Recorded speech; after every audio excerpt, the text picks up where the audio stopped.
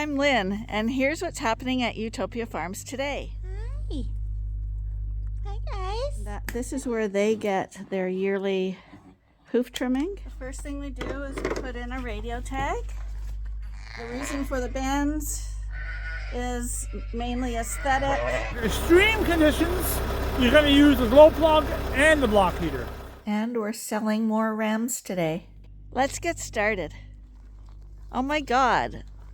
Weren't we complaining how bitterly cold it was? Today, it feels like it's going to be spring. Practically no snow on the ground. People have got chainsaws running. I hear birds chirping. It's January. This is not normal. Anyway, let's go in and see how those lambs are doing. Let's have a peek at them and see how they're doing. Hi guys, how you doing? That's the female there. Hi mommy, don't dig at them. We haven't given them any more milk. They're both nursing on their own. Mommy, he doesn't want to get up. He's having his nap now. So all's good with these guys. I still have to record her. I'll record her, tell you all the ewes history, and show you how we get lambs ready to leave the jugs and head into the group bonding pens. So we're about 2 days past the due date. So when I see everybody eating like that, I see that nobody's coming in having babies. So in my past experience, I find about 10 days after the due date, it starts to trigger. So I don't see anybody hanging back. So that tells me not too many sheep are that close yet. And if we go and enter this barn here, see how everybody's eating? Nice sunshine today. They like the sunshine. But no one's hanging back. No one's too close, I think. And if I go in this barn here,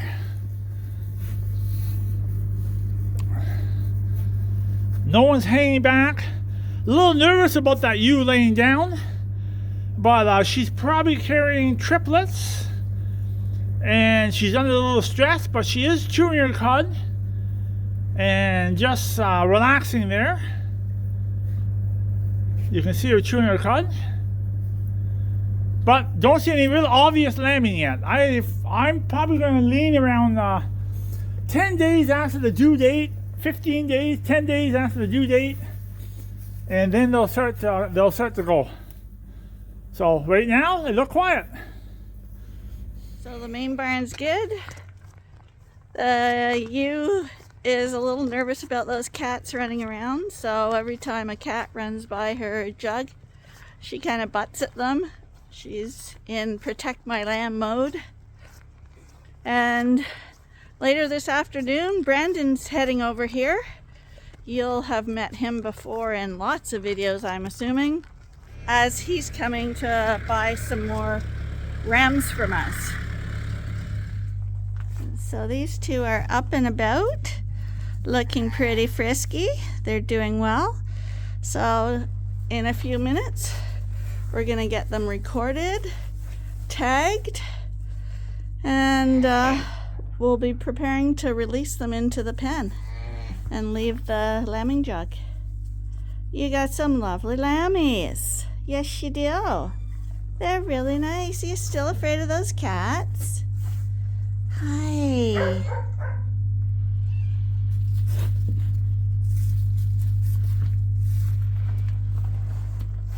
Hey, buddy. How you doing? Hi. Hi, guys. What are you doing today? You're looking pretty nice.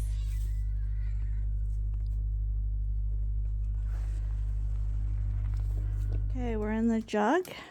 And this is part of the leaving the claiming pen or the lambing jug. People call them different things.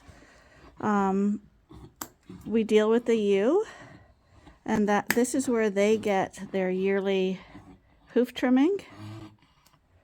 And they usually don't get touched again unless they have some kind of foot issue in the summer. So he does one sheep at a time this way instead of doing 100 at a time. So whenever they leave the jug, part of Mom's routine is to record her into the lambing booklet that I have here, to get her logged into my reader, get her hoofs trimmed, and we deworm her too. She probably doesn't need deworming because we dewormed them before they went into their groups.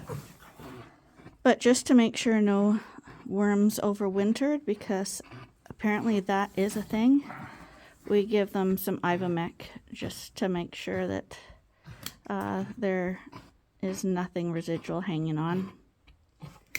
Once she's done, I will do the lambs and we'll show you how that's done. See, lambs were wondering what Mom was up to. You heard that little cry? Okay, so now I'm in the jug with the mom and her lambs. I've got my reader and I've got my little supply case here, and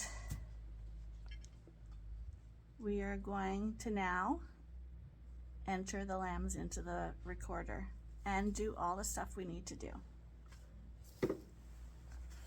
Where's your little lammy? I need the little girl, okay? Hi. Where's the little girl?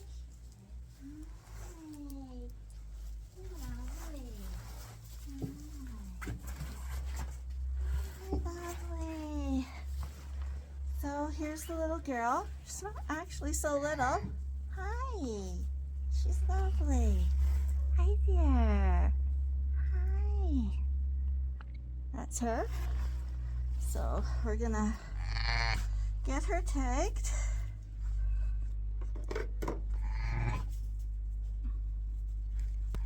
The first thing we do is we put in a radio tag. As regular viewers know, despite the instructions saying to put the tag in the front of the ears, we put them in the back.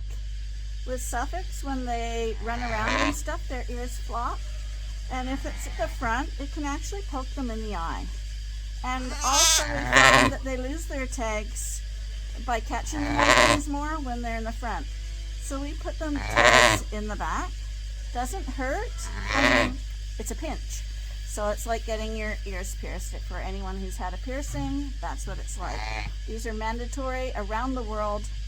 They are for traceability. So if there's a disease outbreak, they can go right back to the actual farm where it was born. So those are important.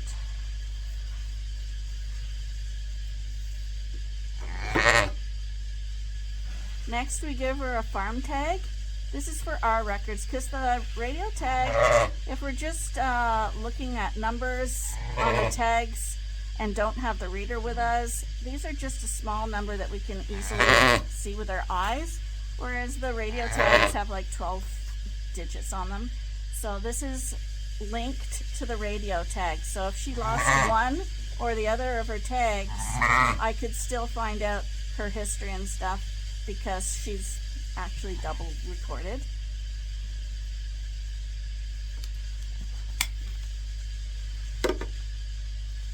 Okay, so she got both in. She's 842, white tag. Now we give her a 1/4 cc of selenium E subcutaneously. That's because of deficiencies of selenium E in this area, and it's common in most areas.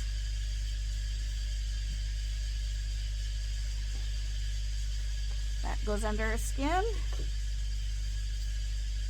I give her a little bit of Baycox, which prevents coccidiosis. Oops, got a little bit on your mouth there. So now that that part's done, I'm going to actually record it into my recorder. So I scan her tag.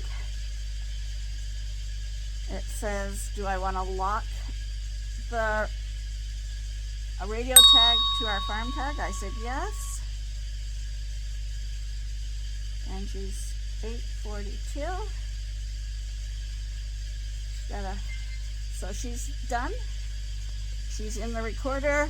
She's also in my lambing book because I keep that as a safety net as well.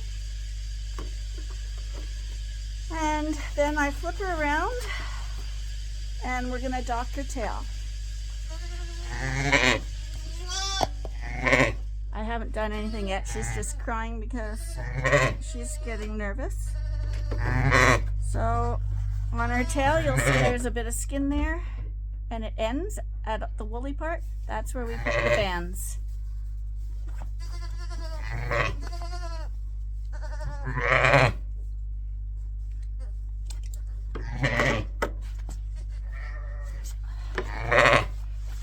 The reason for the bands is mainly aesthetic.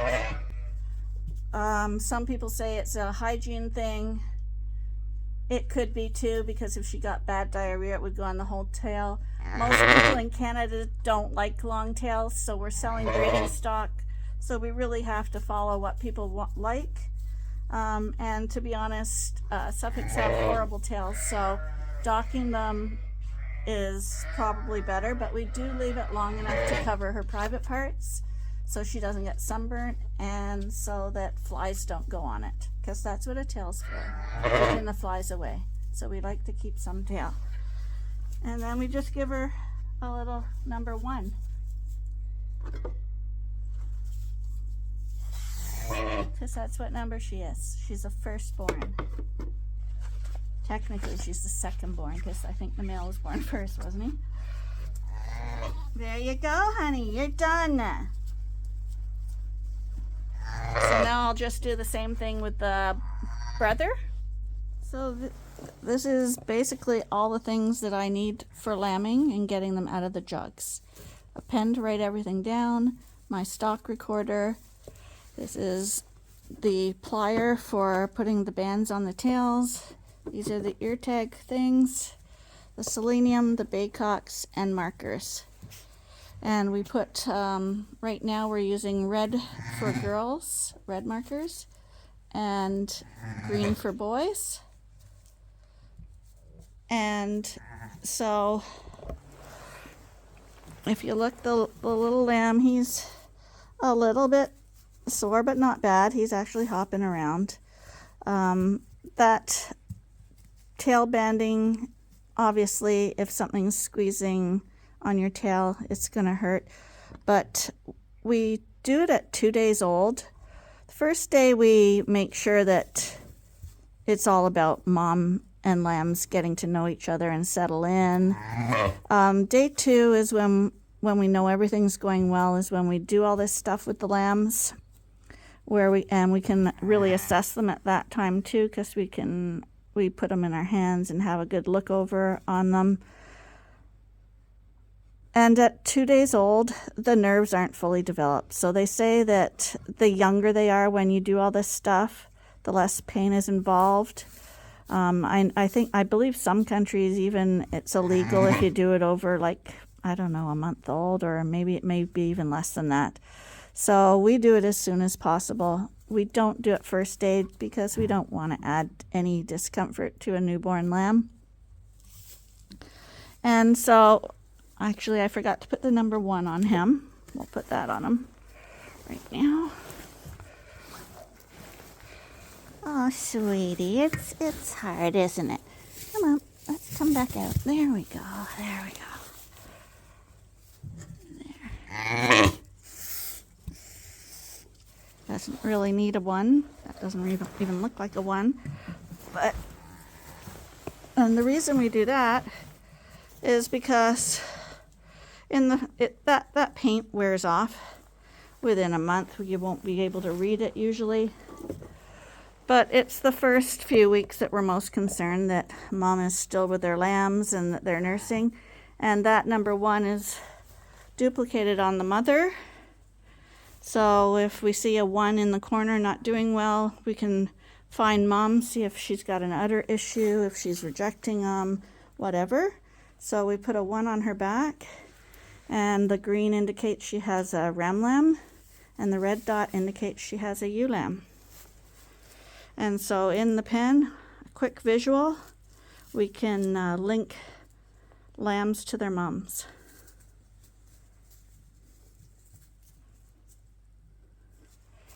Hi, you guys are spectacular, I must say. You really are. So we're gonna get them used to their tails being pinched. They won't be fidgeting at all within half an hour. And at that point, we'll come back here and let these guys out into the big pen all alone because there's no one there. But they should like that because the big pen, they have lots of freedom to run around and play.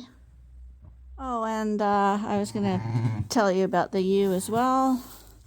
The ewe is out of an older ram, Dexter. She's a G year, same age as Glad, so she's one of our older ewes. But obviously having no issues, being a productive ewe. And I just checked on her history, and this ewe has had twins every year for us. So she's done really well. Somebody asked about the block heater on the tractor.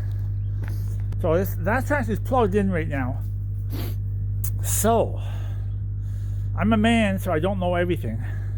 A block heater is an element that goes into the cooling radiator liquid in the engine, and it's an element that plugs in and it heats up the coolant. That's how a block heater works. Glow plugs, that's a tricky one. I don't know how they work. I understand they're a wire. So you press the button, it takes a lot of juice from the battery, energy from the batteries, and it heats up these wires on each cylinder. So if you have a 4-cylinder, there's probably 4 glow plugs. And they heat up, and the engine starts a lot easier. Let me get back to you on that, because I don't understand perfectly what a glow plug is. I know for a fact that my skid steer, without the glow plugs, it won't even start. It needs the glow plugs to actually start quite correctly.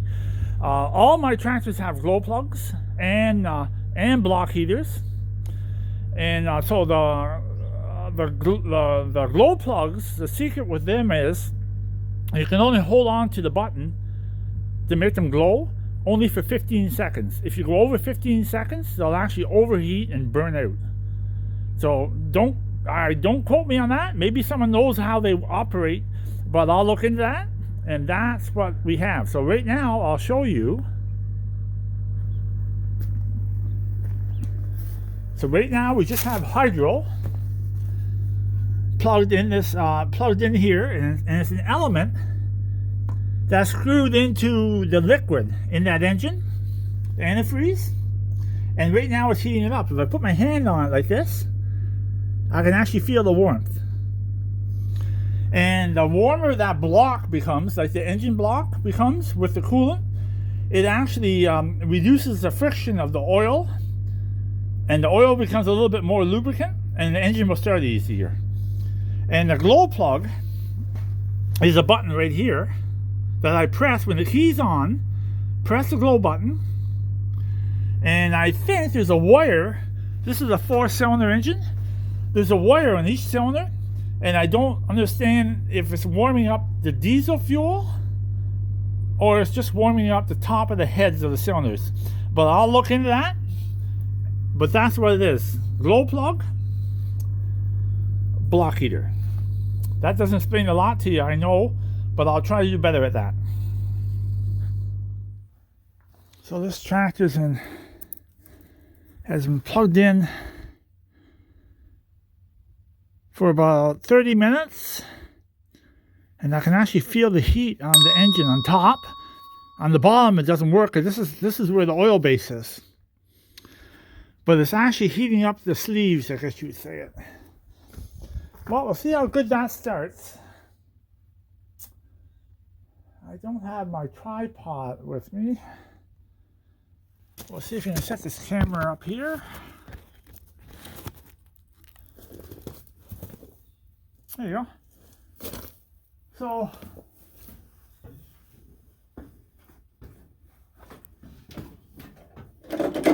turn the key on. Press the glow plug. I heard it click. 15 seconds. And don't be timing me on that, but I'm just guessing it. And here we go.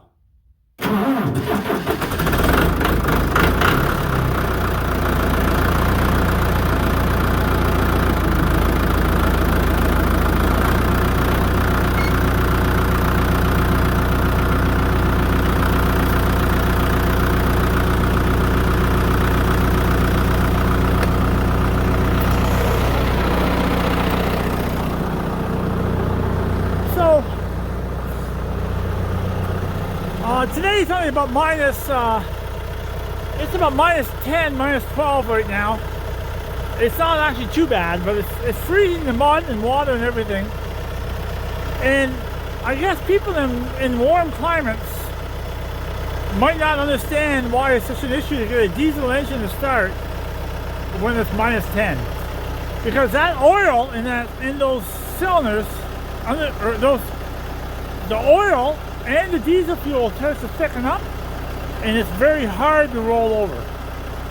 But it's going now. I'm gonna run for a few seconds, and then we'll pull it out. The reason why these tractors have glow plugs, because a block heater is an option. You can put it in later on if you want to use hydro. Most of these tractors will start only with the glow plugs. But in extreme conditions, you're going to use the glow plug and the block heater. And I'm talking about, so Celsius and Fahrenheit. When I was a child, it was very common to get weather here 10 below zero in Fahrenheit. Now, I don't know what that is in Celsius, but that's why we had such an issue starting these tractors. But that fired right up. Those batteries are about 3 years old in that tractor. So the batteries are starting to get a little bit weak, but it's going to pull me out for the whole winter anyhow. But yeah, glow plugs, I'll look into that. Okay, we just came out to the barn again and set up some more rams for sale for Brandon to choose from. I'm not sure how many he's looking for, but these are the last of the older ones that are for sale, the yearlings, and we got a 2-year-old in here. And the rest in the old pen where Arnie is now are ones we plan on using next year or retirees. They are just going to stay here.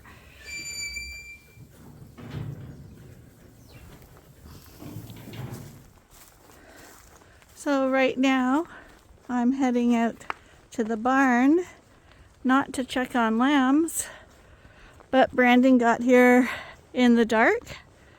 So out go rams, in come lambs these days as we head over to the barn. Okay, we're here.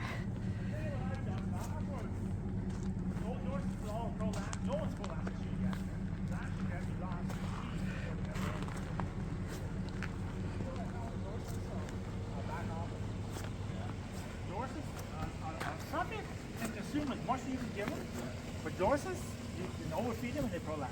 I swear. Hi, you guys. Hey.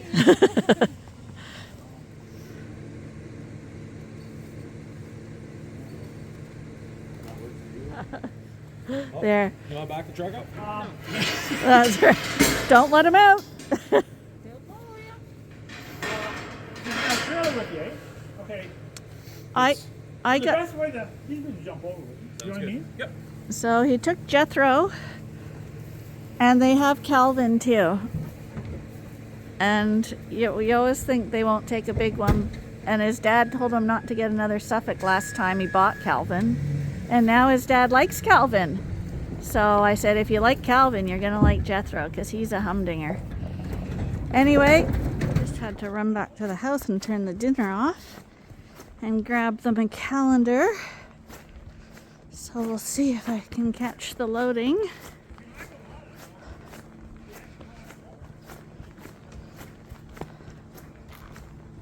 A lot of our sheep live at Brandon's house, and he pets and loves his sheep too, so it's always good. Well, they were already loaded by the time I got here, and I was only gone 1 minute, so apparently they jumped right in, and they're off to their new home.